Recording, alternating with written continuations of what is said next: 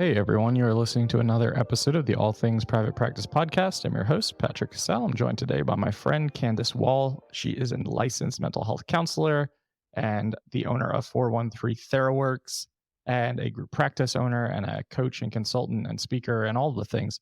And today we're going to talk about, as we usually do, some struggle areas of being a small business owner. But more importantly, Candace is doing some really cool stuff in the group practice space. And I really want to highlight that because I want to really showcase that these things are possible for those of you who are listening if you can think about it with creativity and ingenuity and innovation and just thinking outside the box. So, Candace, thank you so much for coming on and making the time.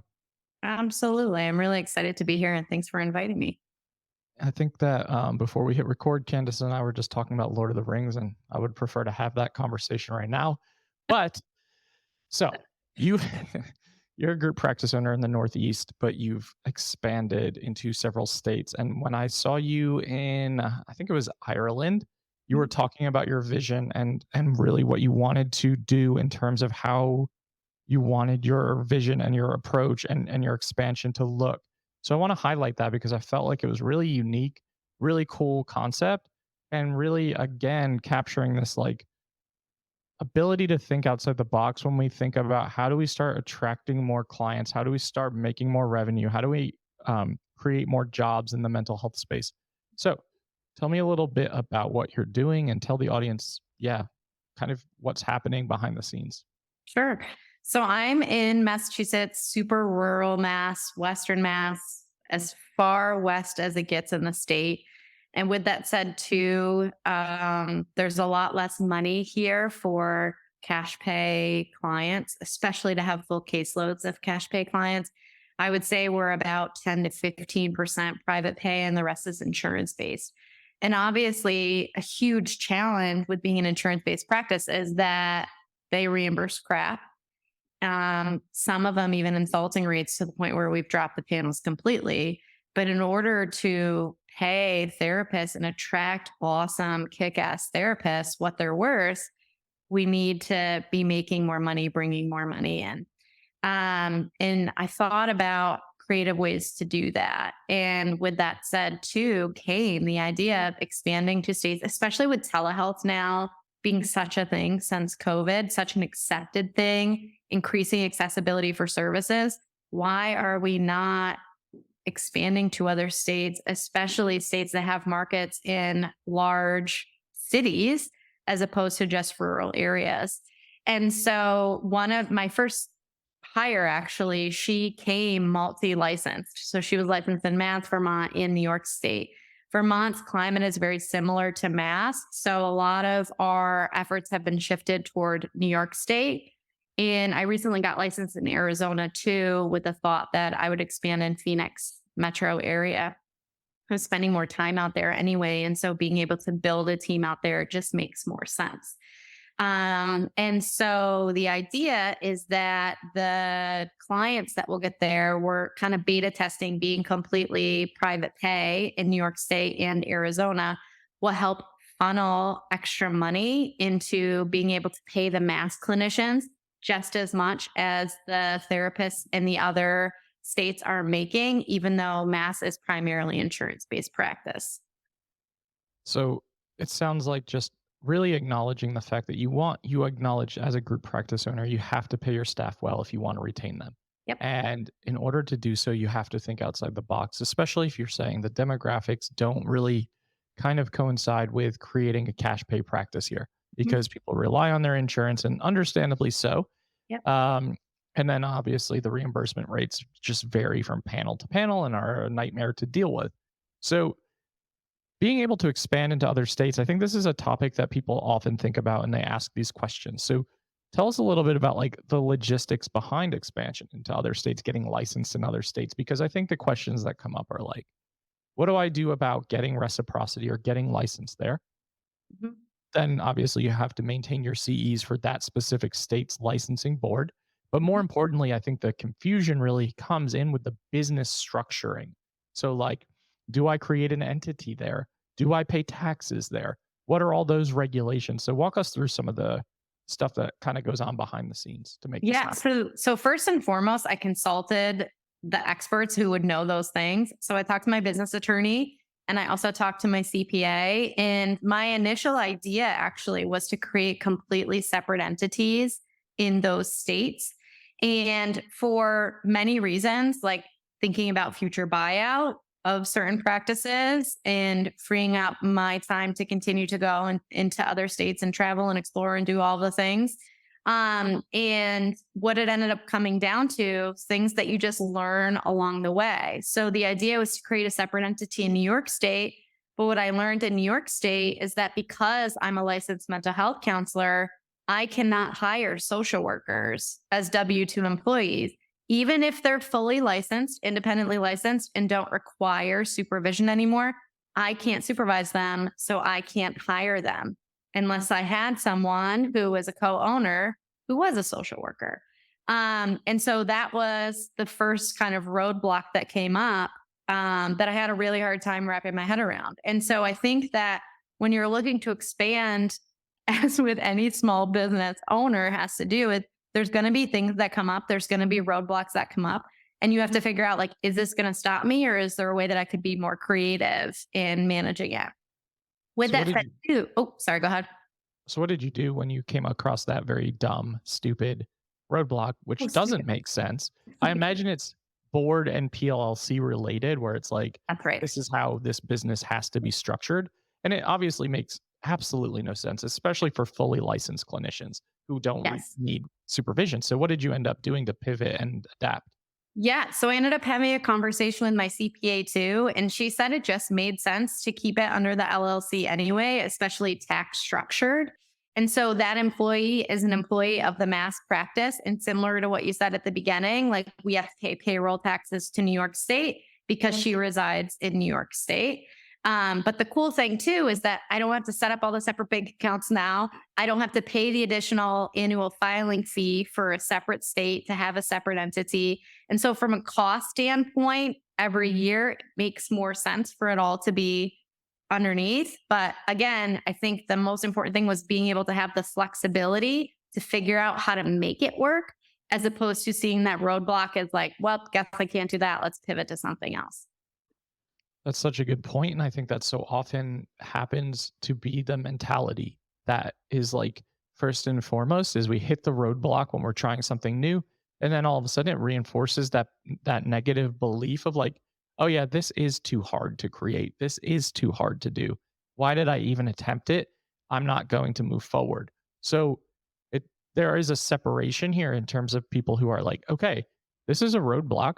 It's frustrating. I'm gonna figure out a way to work around that. And it sounds like that's something that you're really trying to do in your business structure and to model to your employees and your staff as well.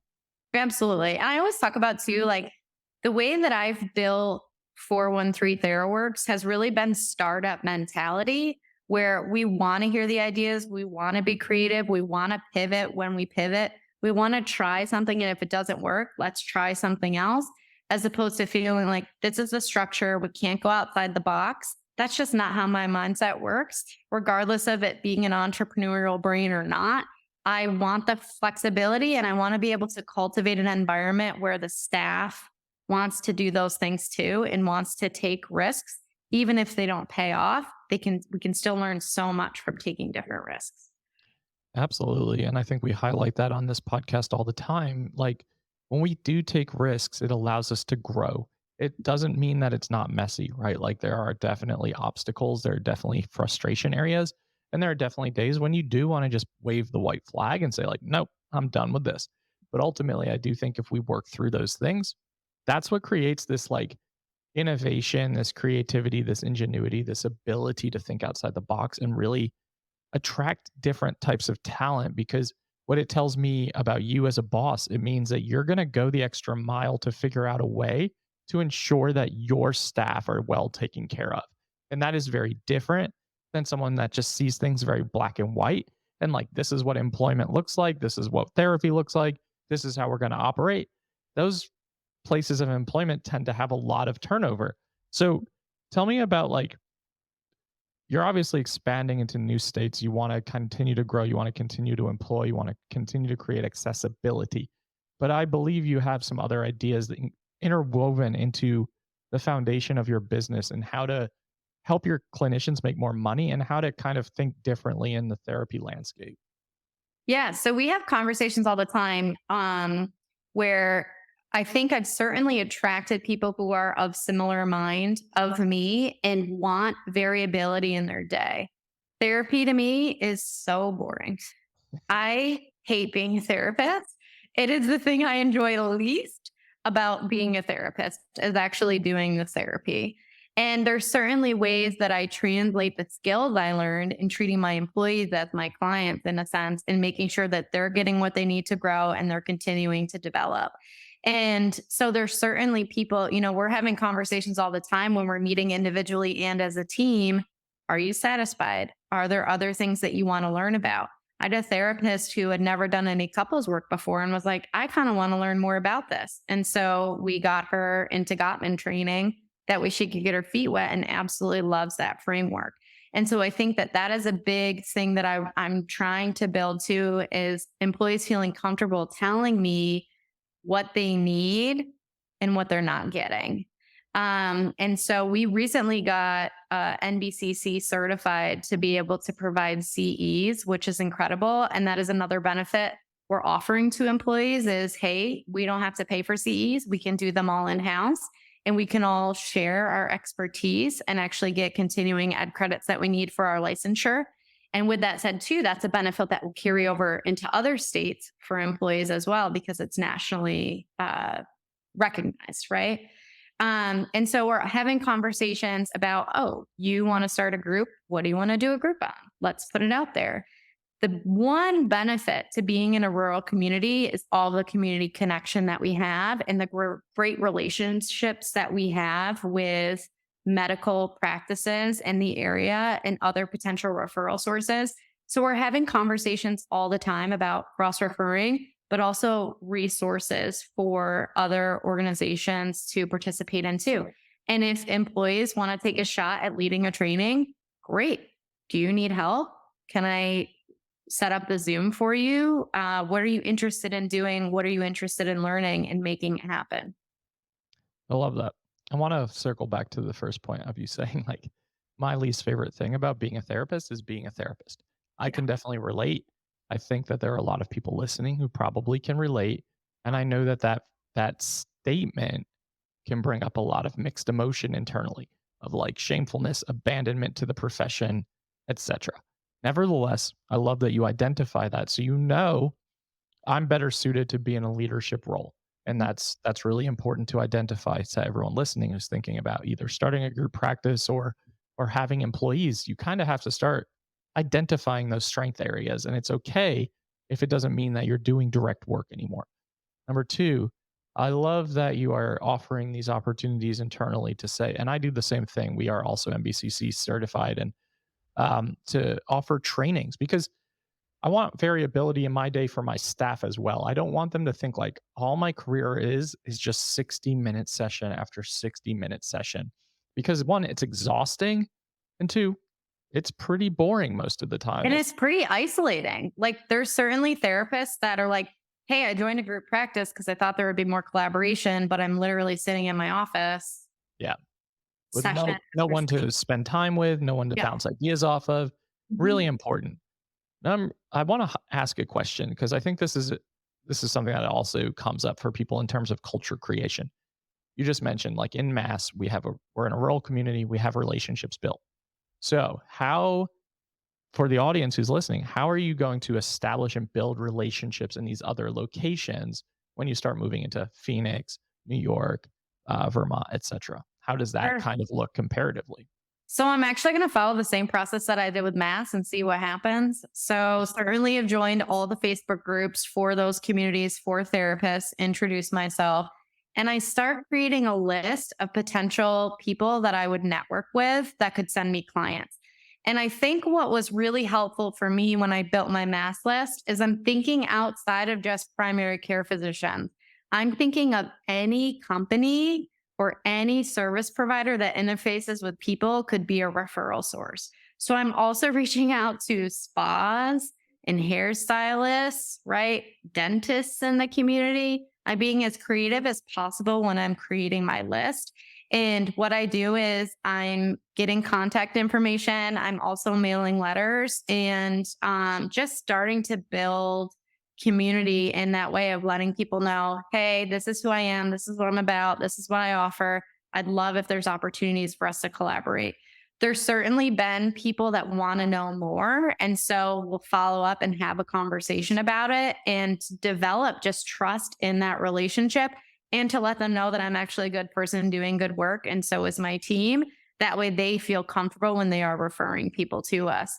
But we get a huge influx of referrals from med spas too. And people who are presenting maybe with some body dysmorphia type stuff, and it's great that we can be a resource for them. And so it's so important to think outside of the box of just reaching out to primary care facilities or hospitals in the area and really looking to expand your network. That is so important, and I hope everyone can be thinking about that while you're listening. When I do my coaching programs, when we're talking about networking, and we work through the mindset stuff of like, ooh, networking feels uncomfortable and I don't want to Mhm. do it. When I start asking like who could be a referral source for your clients, everybody could be a referral source for your clients because everybody knows somebody who needs mental health support. So it really is about being creative, thinking outside the box, and thinking about how can you be in connection with people who are public facing, right? Like tattoo artists, acupuncturists, yoga instructors, Reiki healers. Like it doesn't matter. The sky is the limit. And it's just a matter of putting yourself out there and introducing yourself and building relationships, which all of us who are trained in the mental health field are experts at. And I think we so often overlook this because of our like lack of business training and experience. So we don't really understand the importance of relationship building. And if you're thinking about expansion, any of you who are listening, whether it be solo or group practice into other areas and locations, you're not going to just put up a Psychology Today in Phoenix and all of a sudden be full. That's not how it's going to work. You're going to have to reestablish yourself in these locations similarly to how you did in wherever you're working from now. And I know that can feel daunting, but I do think that's the really cool component of telehealth and accessibility to online mental health care. And that's also something that I kind of tell myself too when I'm hitting roadblocks is I've already done this. I've already done this hill before. It's Yep. familiar to me. Just have to push and keep pushing. And I think another thing too is I don't know. It's possible that I just haven't met these people yet, but nobody likes networking. It's awful. It's exhausting, right? Maybe there's some wonderful unicorns out there that are so extroverted and just love it so much, but I hate it. It's the worst, right? Because it always starts with like this superficial conversation about these are my services, right? Like there's this robotic thing. And so I think when you're trying to build genuine conversation with or communication and relationships with people too, it's so important to like be yourself and show up and it nobody likes it. Nobody likes it. But unfortunately it is a part of doing business. Yeah, I was waiting for you to say like nobody likes it, but dot dot dot. Like it's a really important part of building your business. And I think that if you can think of networking as just reciprocal relationship building, then it's so much easier than being like, I've got to go on this like awkward first date. I've got to go on this job interview and answer all these questions. It's like, if I know for me, when I first started here in Asheville, which is saturated as hell, like you have a therapist office everywhere you look, which is great. It means that the community at large buys into healing. However, networking is so important because tight knit communities like Asheville will not refer to you if they don't know who you are and they don't trust that you're doing good work. So that does mean you have to put yourself out there. But I always try to tell people like, I know it's uncomfortable when you're putting yourself out there trying to connect. The reality is most people also have had to do the same on their end or need to do the same anyway. So you're not alone in this. It's not like this unique situation where you're the only one who's like, I need referrals and I need to build my community. No, like everybody needs to fucking do that. So if you can move out of that mindset, it's a lot easier. And I know for me, those conversations where we just went, talked like as human beings, like we're doing right now, without a script, without like standard set of questions. Those are the people I refer to this day. And that was from 7 years ago. And those people became friends, and you're invested in their success and vice versa. The ones that were like standard job interviews or weird first dates, I probably never talked to those people again. And You that's probably don't okay. even remember who they are. No, I've, but the funny thing is, like, well, I'm not working as a therapist anymore, but when I was, I'd get a call and be like, so and so, give me your name. And I'm like, who the hell is that? And I had to look back and I'm like, oh, I had coffee with this person like 2 years ago. It felt like a conversation that wasn't going to go anywhere, but you Yeah. just never know, because if you get in front of people, they're going to more likely remember you and at least be more inclined to refer to you. And that's just business 101 of like know, like, and trust factor. We're very rarely going to refer to businesses or people that we don't have any knowledge of or any kind of insight into. Right.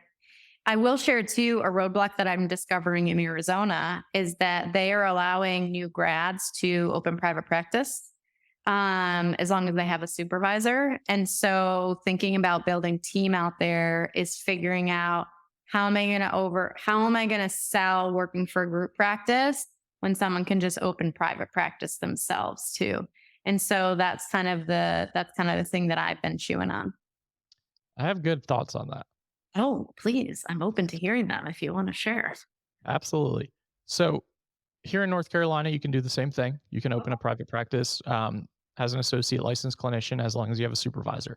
So how I always think about this as a group practice owner, like why would somebody work for me when I'm a coach who helps people start their own businesses all over the country? Like why would they not just start their own business? And you mentioned before, teamwork, camaraderie, connection. That is what people want, because when you're siloed, when you feel isolated, the job is not fulfilling. You are working, you're seeing clients, and by the end of the day, you don't even remember who you spoke to. And you're just like, I have to go home. I can't talk to my partner about what I did today. I'm alone in this. So that's number one. Number two, if you prioritize people over profit, and I'm not saying group practice owners, to not make a profit because you have to, but if you prioritize paying your clinicians more, including a little bit more in terms of benefit packaging where you can, thinking outside the box in terms of ways that you can support your clinicians' growth, you will attract you will attract applicants who are associate licensed, who could go out and do their own thing, and even fully licensed clinicians. I I'm not bragging, but I probably get about 15 to 20 applications a week. And Wow. we are in an era right now where I hear so often from group practice owners, you can attract good talent. Nobody wants to work. In reality, it's nobody wants to work for someone who is not going to treat them well. Yep. We have made and drawn that line in the sand. And I think that was COVID as a catalyst for that, because so many people were being like forced to go to community mental health jobs in a fucking pandemic. And they're like, I'm not doing this anymore. Like, I'm not putting myself at risk. So if you can really write a good job description, and y'all are all welcome to check mine out. It's on resilientmindcounseling.com. I You can take it, you can make it your own. I don't care. All I know is that the more transparent and authentic your job description can be, and the more transparent and authentic your message to the community can be in the local therapist Facebook groups, you will attract good talent. List the pay, be transparent about the benefits, be transparent and be really clear about why your practice is different than everybody else's. Like my job description says, we require 4-day work weeks. We don't encourage it. We include A, B, C, D, E. We do team retreats. Like we have one coming up next weekend where we're meeting in a mountain town in North Carolina for the weekend. We're going to have a good time. Last year we went to Charleston. We did like rage rooms. We did dinners. We went to the beach. People want to feel like they're a part of something. So I really do think that there are always going to be people that are going to start their own thing, but there are so many people who are not business savvy and do not want to deal with the entrepreneurial side of small business ownership. They just want to show up, see their clients, do their notes, get paid. And that is always going to be the case. So it's just a matter of really like getting clear on messaging when we're talking about what is the benefit of joining this practice? And just to piggyback too off of what you said, those are all awesome. Certainly going to integrate some of it for sure.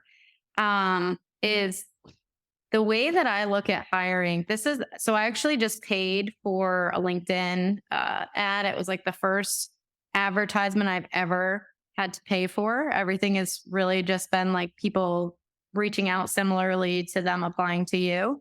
Unless I'm doing kind of more hard recruiting, which is kind of what it's been. I know the people in the community that I want to work for me that I know are rock stars, and I've initiated the conversations.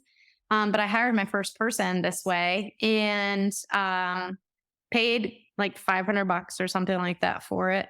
And what I'm kind of learning too is that we have ideal employees the same way that we have ideal clients as therapists too. And we don't want everybody because not everybody is going to be a good fit.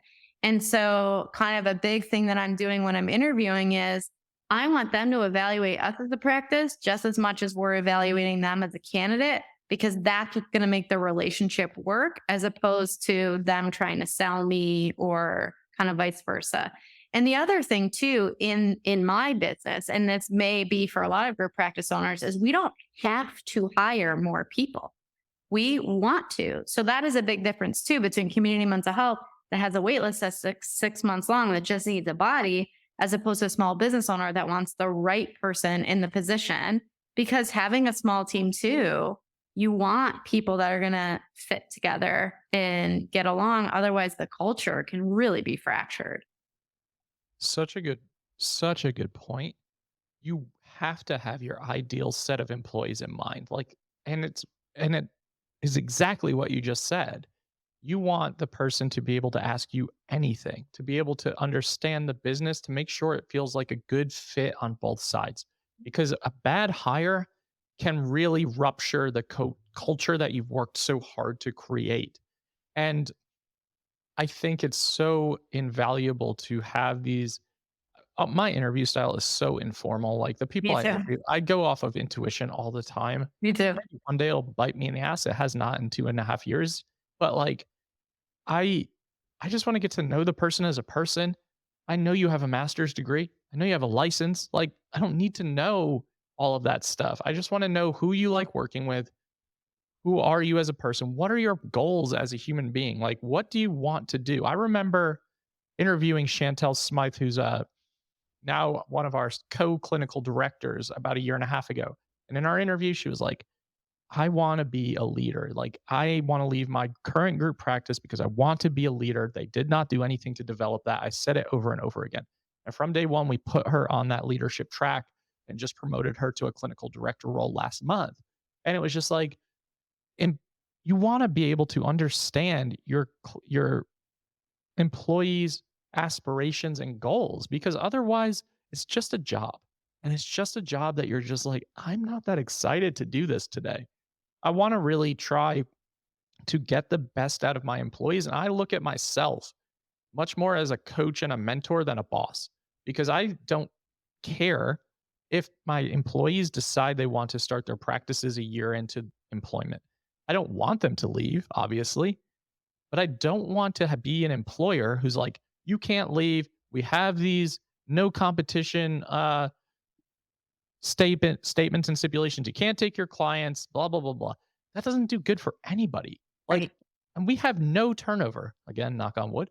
So, like, there are so many employment practices as a leader that you can implement and incorporate that leads to employee retention and attracting new employees in general and the quality of the employees. So I think this could all be a separate conversation, but it's all really important to think about if you are in a leadership role. Absolutely. And I think too, employees are going to want different things and different things are going to be important to them. And so, kind of like what you're talking about too, there might be people where pay is the most important thing and they don't really care about the benefits. But there's going to be people that love the benefits, love the flexibility. And so, caring enough to figure out what's important to them is also super helpful too. And knowing who's going to be a good fit for your practice and who you're going to retain too as an employee. Absolutely. It's super crucial. And I think having check-ins, like you said before, and just asking for feedback. I think a lot of group practice owners shy away from it because it feels uncomfortable. And it's such an important metric to be able to do individualized check-ins and get a feeling for like what do you need to feel supported? What do you feel good about? What would you like to see differently? Like we want to encourage that because again, there is such a bad negative perception of group practice owners in general for the majority anyway, because we do live in a fucking capitalist society and it's the reality. But there are good group practice owners, like you're doing things the right way. I know so many group practice owners who are really trying to empower their staff opposed to like just make money and take advantage of them. Yeah. Absolutely.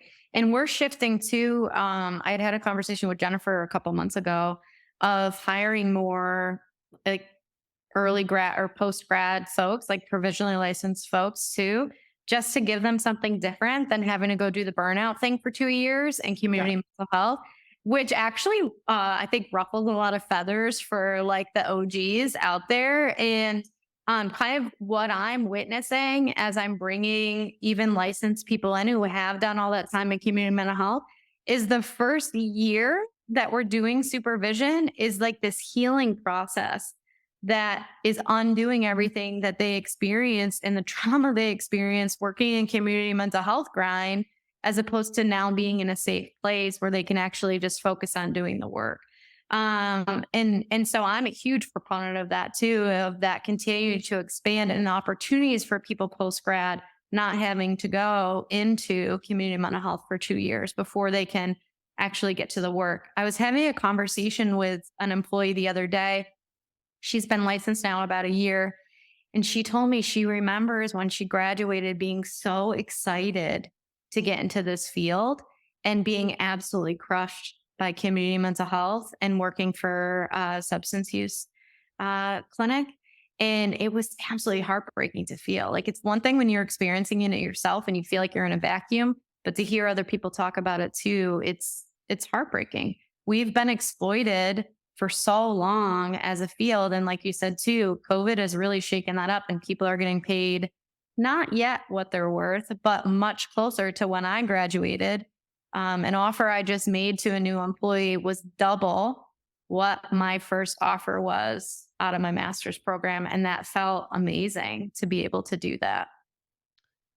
Yeah, a lot of good points again. And I agree with everything you said. I think there's a lot of gatekeeping in this profession and this mentality of like, you've got to go earn your stripes and pull yourself up by your bootstraps for 2 years in community mental health and burn yourself out till you don't want to work in this profession anymore. And then you can join a practice. And it's like, what? Like, and then the argument's always like, yeah, you got to work with a diverse clientele, which is true. Sure. You got to get your supervision. Sure. I remember my supervision in community mental health was one supervisor for 30 people in a room, and all it was just people complaining and bitching about being burnt out. I had to And chase my own supervision because I didn't get it. So I had to find it from someone who wasn't even a supervisor.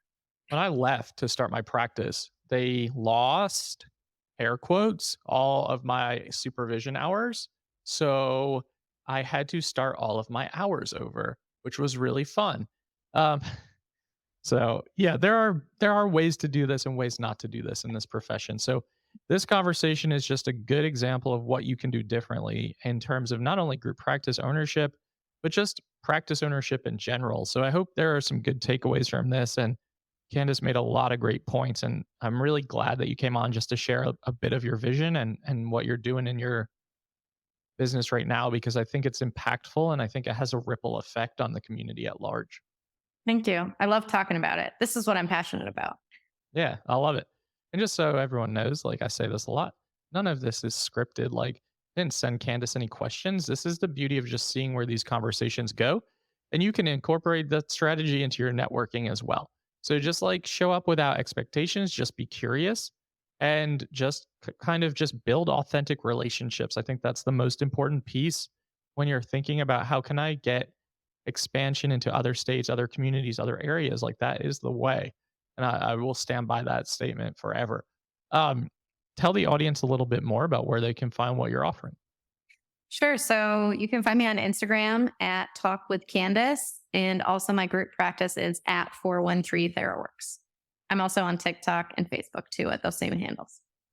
All of Candace's information will be in the show notes so that you all have access to it so you can follow her for tips, strategies, and just in case you want a place of employment.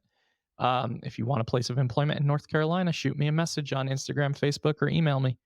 So, to everyone listening to the All Things Private Practice podcast, new episodes are out every single Saturday on all major platforms and YouTube. Like, download, subscribe, and share. Doubt yourself. Do it anyway. Candace, I will see you in Sevilla in a couple of months. Can't wait. Looking forward to that, and I hope everyone has a good week.